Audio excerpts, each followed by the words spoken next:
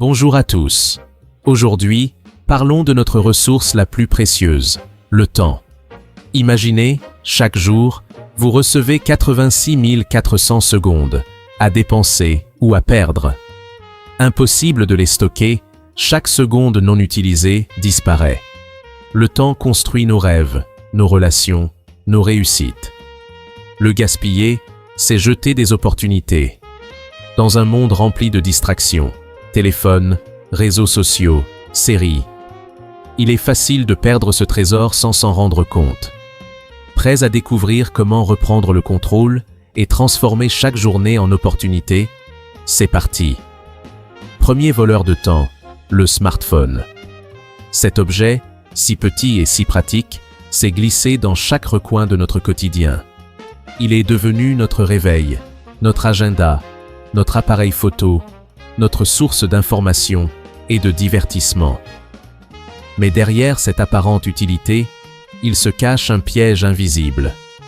Il nous connecte, mais il capte aussi notre attention sans relâche. Même entourés, nous sommes souvent ailleurs, happés par l'écran, coupés de l'instant présent et des personnes qui nous entourent.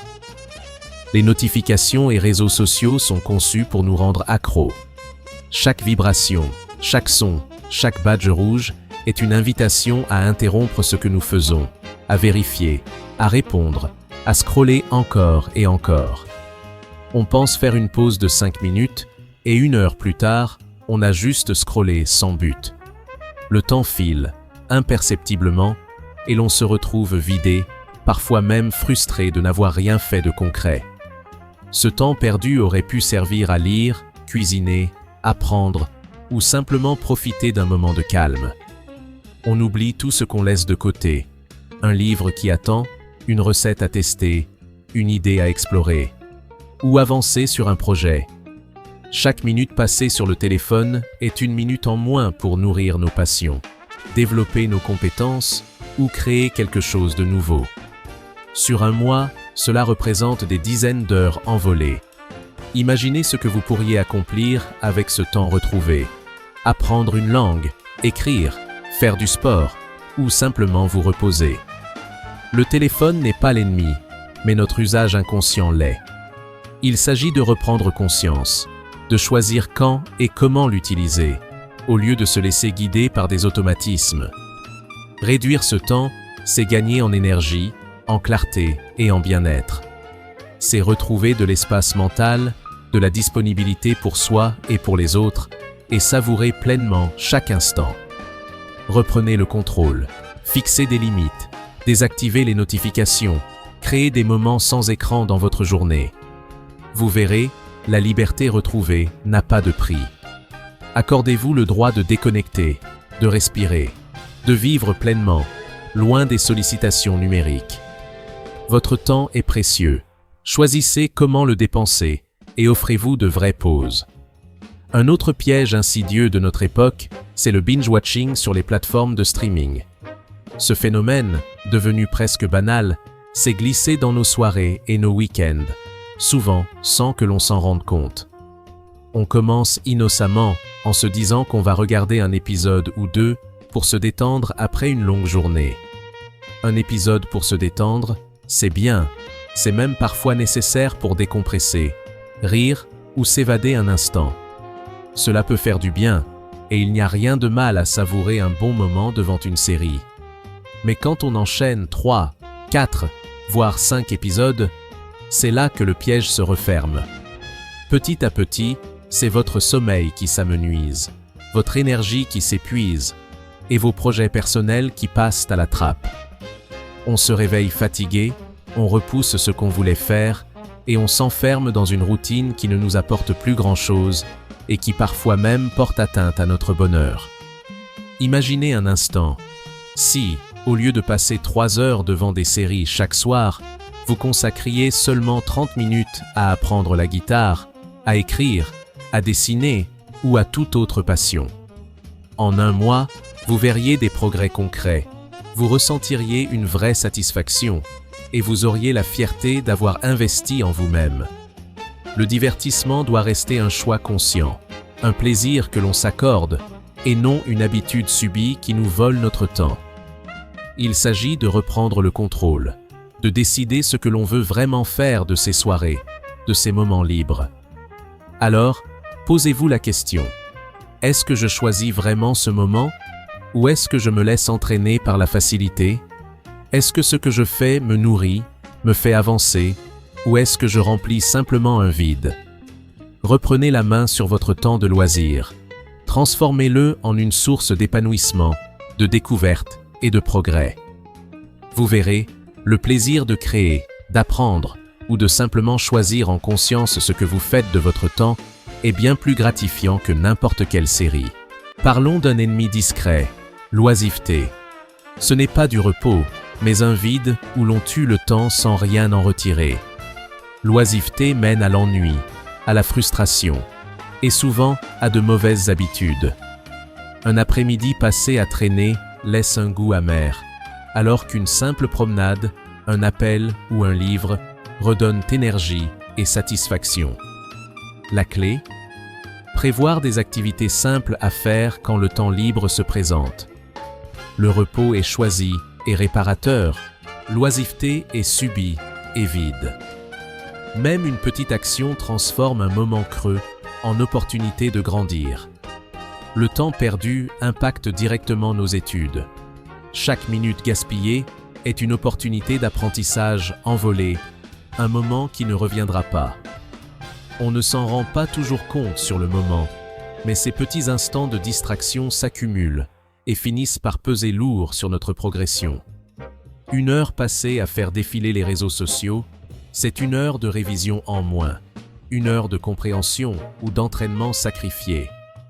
Les écrans captent notre attention, nous éloignant de nos objectifs, souvent sans que nous en ayons conscience. L'accumulation de ces moments fait la différence entre réussite et échec. Ce n'est pas un seul écart qui compte, mais la somme de tous ces petits choix quotidiens. À la fin du trimestre, la différence se voit sur les bulletins, mais elle se construit chaque jour. L'étudiant qui travaille un peu chaque jour avance sereinement, sans stress de dernière minute.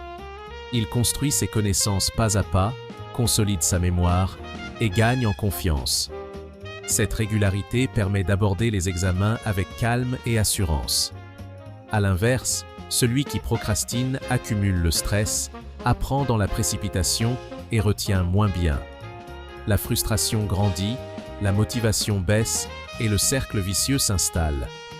Les distractions, le manque de sommeil ou l'absence de pause nuisent à la concentration et à la mémorisation. Un esprit fatigué ou dispersé retient moins, se décourage plus vite et perd du temps à relire ou à recommencer. Travaillez mieux, pas forcément plus longtemps. 25 minutes de concentration totale, sans distraction, valent bien plus qu'une heure entrecoupée de notifications. La qualité du travail prime sur la quantité et des pauses régulières aident à rester efficace. Planifiez vos sessions, fixez-vous des objectifs réalistes et tenez-vous à vos horaires. Un emploi du temps bien pensé vous aide à rester sur la bonne voie et à éviter la procrastination.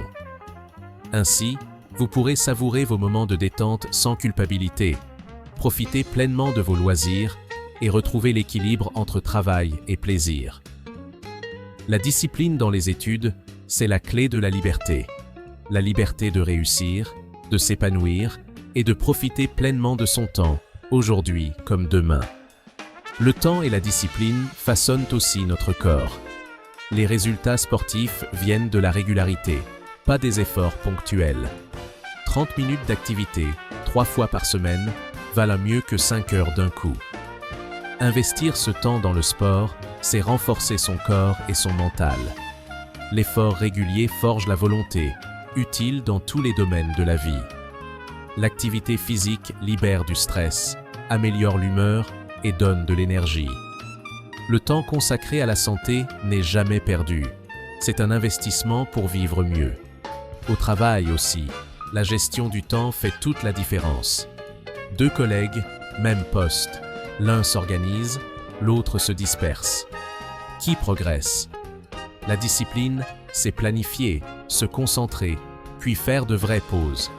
Optimiser son temps, C'est accomplir plus, réduire le stress et garder un équilibre vie pro, vie perso. Le temps libre est une chance. Formez-vous, développez vos compétences, bâtissez votre avenir. Chaque heure investie dans l'apprentissage ou un projet personnel est une brique de plus pour votre carrière. Ceux qui réussissent savent que le temps est leur meilleur allié. La discipline n'est pas une punition, c'est la clé de la liberté.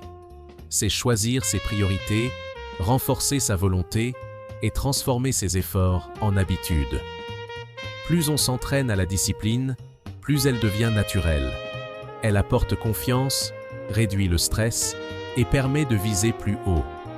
Chaque promesse tenue à soi-même construit l'estime de soi. La discipline libère du temps pour ce qui compte vraiment, passion, proches, découverte. C'est l'art de bâtir une vie intentionnelle, riche et pleine de sens. Le temps est notre bien le plus précieux.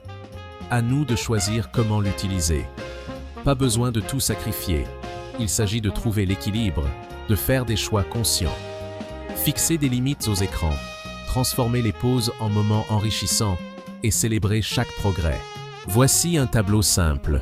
Perdre son temps, c'est stress, fatigue, stagnation.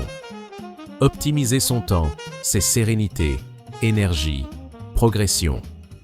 Optimiser son temps, c'est se respecter et se donner les moyens de vivre pleinement. Chaque jour est une page blanche. À vous d'écrire votre histoire. Commencez aujourd'hui. C'est Socrate, philosophe de la Grèce antique, qui disait « Disposer de temps est la plus précieuse de toutes les richesses du monde ».